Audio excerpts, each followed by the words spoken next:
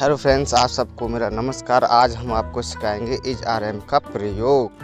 तो सबसे पहले देखते हैं इसकी पहचान क्या है। तो जिन वाक्यों के अंत में हैं, हूँ, हे इत्यादि शब्द आते हों एवं वाक्य वर्तमान काल को दर्शाता हो तो उन वाक्यों में हैं, हूँ, हे इत्यादि की अंग्रेजी इज आर एम लगाते हैं। ध्यान रखना दोस्तों, इसमें जो वाक्य वर्तमान काल को शो करेगा।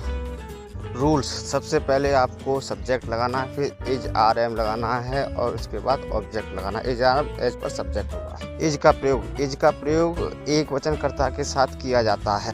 कर्ता वो होता है जिसके बारे में बताया जाएगा या फिर काम करने वाला व्यक्ति कर्ता होता है।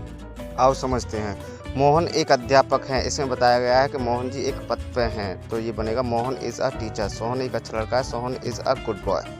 आर का प्रयोग बहुवचन कर्ता के साथ किया जाता है।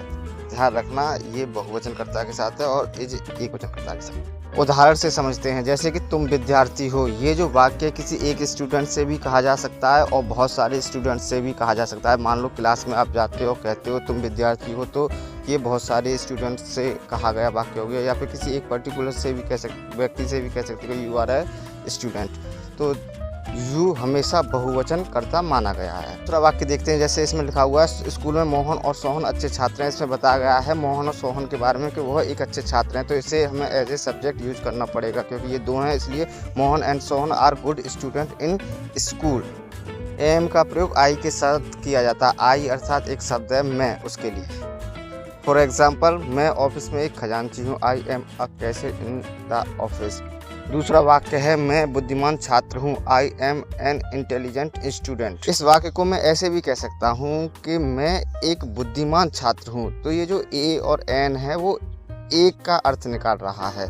कहो या मत कहो, बात एक ही है कि मैं एक खजांची हूँ या खजांची हूँ, या एक बुद्धिमान हूँ या मैं बुद्धिमान हूँ। इसमें जो एन इंटेलिजेंट वर्ड आया है उसका नियम यह है कि अंग्रेजी वर्णमाला में 5 स्वर होते हैं, ए, ई, आई, ओ, यू। इनसे पहले हमेशा ए एन एन लगाना है और बाकी सभी के साथ ए। नेगेटिव वाक्य में नहीं के लिए नोट लगाते हैं। उदाहरण से आपको समझाते हैं, उसमें अच्छा समझ में आएगा। मोहन विद्यार्थी नहीं है। Mohan is not a student. Mohan और सोहन बुद्धिमान छात्र नहीं हैं। Mohan and Sohan are not intelligent students. दोस्तों, आपने नोटिस किया होगा ऊपर वाले वाक्य में अ स्टूडेंट लगाया है और नीचे वाले वाक्य में इंटेलिजेंट के आगे कुछ भी नहीं लगाया है। ऊपर वाले वाक्य में लिखा है मोहन विद्यार्थी नहीं है। इसका अर्थ ये है कि मोहन एक विद्यार्थी नहीं है, इसलिए अ स्टूडेंट लगा दिया है। दूसरे वाले वाक्य में कायदा अनुसार एन स्टूडेंट लगना चाहिए, लेकिन एन स्टूडेंट इसलिए नहीं लगा है क्योंकि वो एक का अर्थ नहीं निकाल रहा है।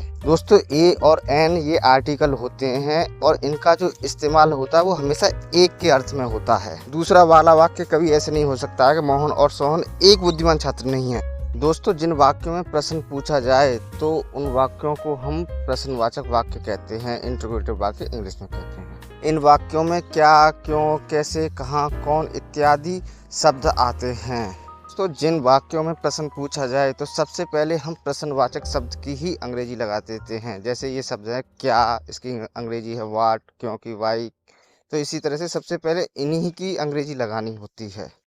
लेकिन इसमें एक जो शब्द है ना क्या, इसकी अंग्रेजी वाट है। इसका कुछ एक और नियम है जो हम आपको बता देंगे उदाहरण से। तो नियम इस प्रकार है, सबसे पहले आपको क्वेश्चन वर्ड की इंग्लिश लगानी है, फिर एज आर एम लगाना है एज पर सब्जेक्ट, फिर उसके बाद ऑब्जेक्ट लगाना है। यदि इन वाक्यों में नहीं शब्द आ जाता है तो नहीं की अंग्रेजी आपको नोट लगा देनी है। आओ कुछ उदाहरण ले लेते हैं, उनसे आपको अच्छा समझ में आएगा। जैसे कि तुम कहाँ हो, वेयर आर यू। तुम कौन हो, हु आर यू। वह कहाँ है, वेयर इज ही। मैं कौन हूँ, हु एम आई। तुम कैसे हो, हाउ आर यू। इन सभी वाक्यों में सबसे पहले प्रश्नवाचक वर्ड की अंग्रेजी लगाई गई है, फिर उसके बाद is are am as per subject इस्तेमाल किया गया है और उसके बाद कर्ता का इस्तेमाल किया गया है। दोस्तों, जैसे जैसे आप वाक्यों की ज़्यादा प्रैक्टिस करोगे तो जो माइंड है ना वो ऑटोमेटिक कैलकुलेट करता जाएगा कि कहाँ सब्जेक्ट लगाना है, कहाँ वर्ब है, कहाँ नोट लगाना है। लेकिन वाक्य बनाने के लिए इंग्लिश का ग्रामर का नॉलेज होना बहुत ज़रूरी है। यदि ग्रामर का नॉलेज नहीं होगा तो वाक्यों को बनाना असंभव है। डियर फ्रेंड्स, मैंने वीडियो के बीच में आपसे एक बात ये कहा था कि जो क्या है जिसकी अंग्रेजी वाट है उसका कुछ एक नियम है। तो ये जो नियम मैं आपको बता रहा हूँ वो सभी टेंसों पे और वाक्यों पे लागू होगा। हर जगह आप इस नियम का यूज करते हो।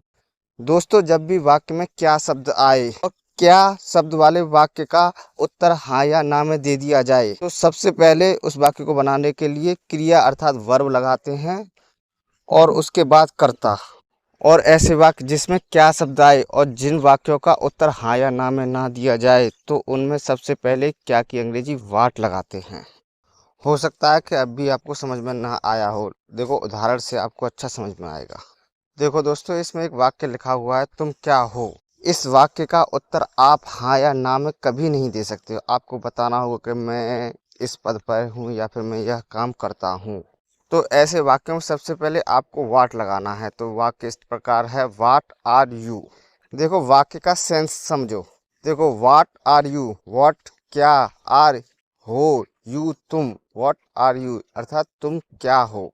दोस्तों, वाक्य बनाने के बाद उसका सेंस समझा करो। सेंस कहाँ निकल रहा है, क्या है उसका सेंस। दूसरा वाक्य है, क्या तुम विद्यार्थी हो, या फिर हम ऐसे भी कह सकते हैं, तुम क्या विद्यार्थी हो। ये जो दूसरा वाक्य है वो मैंने इसलिए लिख दिया है क्योंकि ऐसे समझते हैं ना कि सबसे पहले अगर क्या आया हो तो उसमें वर्ब लग की इंग्लिश पहले लगा देते हैं, लेकिन वो सेंस के ऊपर डिपेंड करता है कि आपका वाक्य सेंस क्या छोड़ रहा है। जो ये वाक्य लिखा हुआ है कि क्या तुम विद्यार्थी हो या तुम क्या विद्यार्थी हो, दोनों का सेंस एक ही निकल रहा है, केवल वाक्य को घुमा दिया है थोड़ा बस। कुछ लोग बीच में जब क्या आता है तो सबसे पहले उसकी इंग्लिश लगा देते हैं। अगर इसमें क्या की इंग्लिश आप लगा दोगे तो ये वाक्य गलत हो जाएगा। और ये जो वाक्य है, आप इसका हाँ या ना में आप आसानी से उत्तर भी दे सकते हो। लिखा हुआ ना, क्या आप विद्यार्थी हो, तो बस ऐसे कहना यस, अगर नहीं हो तो नो। तो ऐसे वाक्यों में सबसे पहले आपको क्रिया अर्थात वर्ब लगानी है। जैसे ये वाक्य बना हुआ है, are you a student. For example, क्या तुम बुद्धिमान छात्र नहीं हो, या फिर क्या तुम एक बुद्धिमान छात्र नहीं हो, सेंस एक ही है। Are you not an intelligent student, क्या वह अध्यापक है, इज ही अ टीचर। दोस्तों, नेक्स्ट वीडियो में हम इज आर एम की बहुत ज़्यादा प्रैक्टिस कराएंगे। दोस्तों, मैंने यह वीडियो बहुत ही मेहनत से बनाया है, so please like and subscribe my YouTube channel for such video. दोस्तों, आज के समय के अनुसार इंग्लिश की थोड़ी सी नॉलेज होना बहुत आवश्यक है। So good bye and take care.